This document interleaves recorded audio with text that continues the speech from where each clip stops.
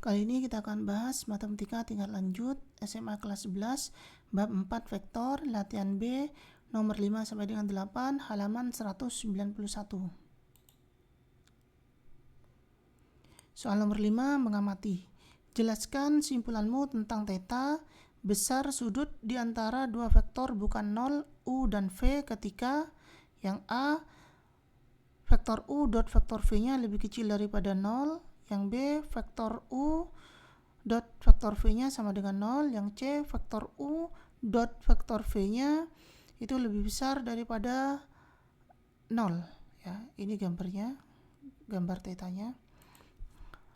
Yang pertama adalah diketahui bahwa rumus U dot V itu sama dengan panjang vektor U dikalikan panjang vektor V dikalikan cos theta. Karena panjang vektor U dan panjang vektor V ini selalu bernilai positif, berarti perkalian dot ini dipengaruhi oleh cos theta, ya. Untuk yang A, vektor U dot vektor V itu lebih kecil daripada 0 diperoleh saat cos theta-nya itu lebih kecil daripada 0, ya. Cos theta lebih kecil daripada 0 itu diperoleh saat theta-nya itu berada di antara 90 dan 180. Dengan kata lain, theta-nya itu lebih besar daripada 90 tapi lebih kecil dari 180. Ya. Di sini dengan kata lain, sudut yang dibentuk oleh dua vektor U dan V merupakan sudut tumpul, yaitu karena berada di antara 90 dan 180. Lebih besar daripada 90 tapi lebih kecil daripada 180. Ya, jadi sekali lagi saya ulangi, vektor U dot vektor V lebih kecil daripada 0 itu diperoleh lebih kecil di sini, berarti cosnya ini nilainya lebih kecil daripada 0. Ya, karena perkalian dot ini dipengaruhi oleh cos untuk plus, minus dan nolnya. Jadi karena di sini lebih kecil daripada 0, berarti cos theta-nya itu lebih kecil daripada 0. Cos theta itu lebih kecil daripada 0 saat theta-nya itu ada di antara 90 dengan 180, yaitu lebih besar daripada 90 derajat, lebih kecil daripada 180 derajat. Dengan kata lain, sudut yang dibentuk oleh dua vektor U dan V merupakan sudut tumpul. Buka kurung, theta-nya lebih besar daripada 90 derajat atau lebih kecil, theta-nya lebih kecil daripada 180 derajat. Yang B, U dot V-nya sama dengan 0 diperoleh saat cos-nya sama dengan 0. Yaitu saat theta sama dengan 90. Karena cos 90 itu sama dengan 0. Berarti di saat theta-nya sama dengan 90 derajat. Dengan kata lain, dua vektor U dan V saling tegak lurus karena theta-nya 90 derajat. Berarti bentuk sudut siku-siku, ya. Sekali lagi, berarti U dan V adalah tegak lurus, yaitu theta-nya 90 derajat. Yang C, U dan V lebih besar daripada 0. Berarti diperoleh saat cos-nya lebih besar daripada 0. Yaitu di saat theta-nya ini lebih besar daripada 0 dan theta-nya ini lebih kecil daripada 90 derajat. Dengan kata lain, sudut yang dibentuk oleh dua vektor U dan V merupakan sudut lancip karena theta-nya itu lebih besar daripada 0 tapi lebih kecil daripada 90 derajat. Soal nomor 6, vektor dalam kopsis. Vektor N sama dengan 124,155 dengan berturut-turut menunjukkan banyak buku tulis dan banyak pensil yang dijual di koperasi siswa atau kopsis selama seminggu. Adapun vektor H sama dengan 2.500,1000 secara berturut-turut menunjukkan harga buku tulis dan harga pensil. Bagaimana pendapat kamu tentang N dot H? Di sini N-nya vektor N-nya itu sama dengan 124,155. Sedangkan vektor H-nya sama dengan 2.500,1000. Sekarang kita hitung perkalian dotnya atau perkalian titiknya. N dot H sama dengan, rumusnya adalah 124 dikalikan 250. Dikalikan 2.500. kemudian ditambah 155 dikalikan 1000 ya. Jadi di sini N1 dikalikan H1 ditambah N2 dikalikan H2. Jadi seperti itu. Berarti 124 dikalikan 2500 ditambah 155 dikalikan 1000. Itu sama dengan 124 dikalikan 2500 hasilnya adalah 310.000. Sedangkan 155 dikalikan 1000 hasilnya adalah 155.000. Kemudian 310.000 ditambah 155.000 hasilnya adalah 465.000. Jadi vektor N dot vektor H merupakan besar pendapatan yang diperoleh koperasi siswa atau Kopsis selama seminggu berjualan buku tulis dan pensil, yaitu sebesar 465.000.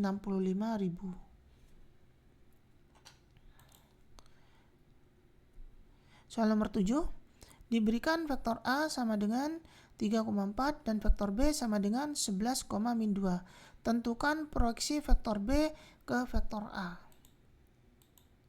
Kita gunakan rumus ini, proyeksi vektor V ke U, yaitu proyeksi UV itu sama dengan vektor U dot vektor V per panjang vektor U kuadrat dikalikan vektor U. Nah, di sini berarti posisi V ini sebagai B ya, sedangkan U ini A. Sehingga di sini yang U itu A, berarti di sini proyeksi U B sama dengan yang U itu A dot B, yang U di sini juga A, berarti per panjang vektor A kuadrat dikalikan di sini U itu A, berarti A dikalikan vektor A. Jadi ini rumusnya. Kita ubah rumus ini ke dalam bentuk AB. Jadi seperti ini. Di sini perkalian dot bisa kita kerjakan dengan cara 3 dikalikan 11. Berarti A1 dikalikan B1. Berarti 3 dikalikan 11 ditambah A2 dikalikan B2. Berarti 4 dikalikan min 2. 4 dikalikan min 2. Kemudian dibagi akar dari di sini panjang vektor A. Berarti akar dari di sini caranya adalah A1 kuadrat. Berarti 3 kuadrat ditambah A2 kuadrat, berarti di sini 4 kuadrat. Buka kurung, ini dikuadratkan. Dikalikan vektor A-nya 3,4. Kita hitung 3 kali 11 berarti 33 plus 4 dikalikan min 2 berarti min 8. Sedangkan di sini buka kurung akar dari 3 kuadrat itu 9, 4 kuadrat itu 16. Berarti 9 plus 16 tutup kurung kuadrat. Selanjutnya adalah 33 dikurangi 8, 25. Sedangkan di sini 9 tambah 16 berarti akar dari 25. Selanjutnya di sini buka kurung akar 25 tutup kurung kuadrat. Akar dengan kuadrat ini hilang ya. Berarti sisa 25-nya. Selanjutnya di sini 25 dibagi 25 itu 1, berarti dikalikan vektor 3,4. Berarti hasilnya adalah vektor 3,4. Jadi proyeksi vektor B ke A itu sama dengan 3,4, vektor 3,4.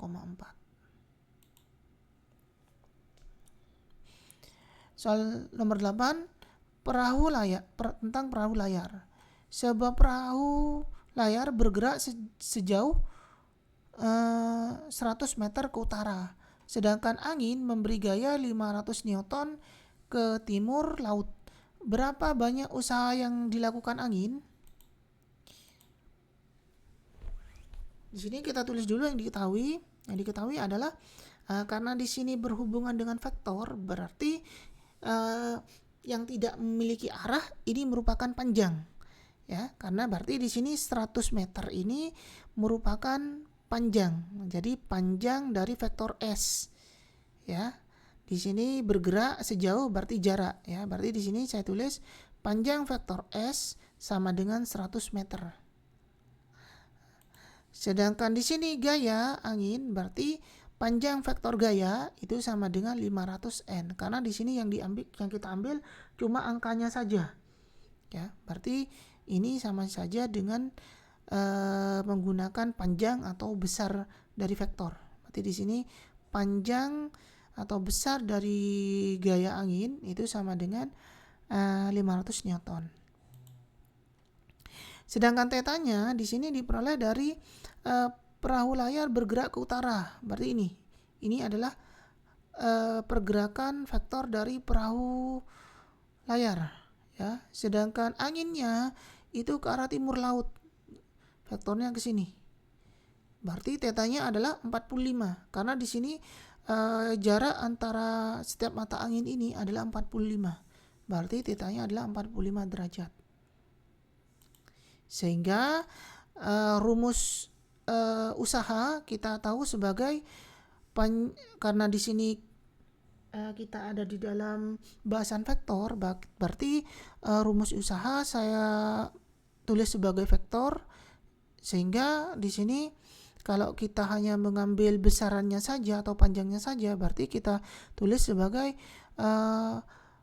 besar usaha atau panjang vektor usaha itu sama dengan panjang vektor gaya dikalikan panjang vektor jarak dikalikan cos theta, atau panjang vektor W sama dengan panjang vektor F dikalikan panjang vektor S dikalikan cos theta. Jadi kita tinggal substitusikan panjang vektor F-nya tadi 500, sedangkan panjang vektor S-nya tadi 100, cos theta, tetanya itu 45, berarti cos 45. Kita hitung 500 dikalikan 100 berarti 50.000, cos 45 berarti setengah akar 2. 50.000 dikalikan setengah berarti 25, berarti hasilnya adalah 25.000 akar 2. Ini kalau kita tulis ke dalam bentuk akar. Kalau kita ubah ke dalam bentuk desimal, akar 2 itu nilainya sama dengan 1,41.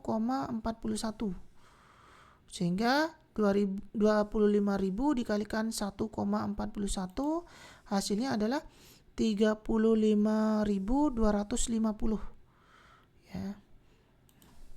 Jadi banyak usaha yang dilakukan angin adalah 35.250 Joule. Satuan usaha itu adalah Joule. Demikian pembahasan latihan B nomor 5 sampai dengan 8 halaman 191. Jika ada pertanyaan silakan tulis di kolom komentar. Terima kasih.